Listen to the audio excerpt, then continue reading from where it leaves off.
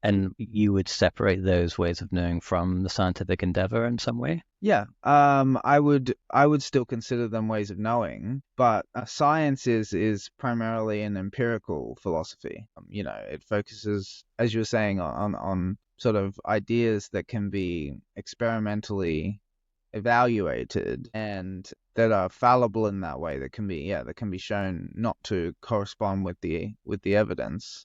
There's some kind of fundamental in the notion of science that is simply just like if you say that I'm going to try and find a scientific way of approaching this, like even if it's not a empirical thing necessarily, like it could be a rationalist exploration or an exploration purely through mathematics. The scientific approach is kind of like looking at as much information as possible and continuously updating, and maybe it's a different way of using the word science or Yeah. scientific than.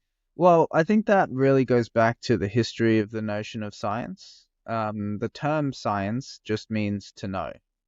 And so, in the past, it had a much broader scope. It's only in the modern day, in the last 150 years roughly, that it's come to mean something quite narrow. And the reason for that is that in the last 150 years, we came up with a method for knowing that works better than any other method we ever invented, basically.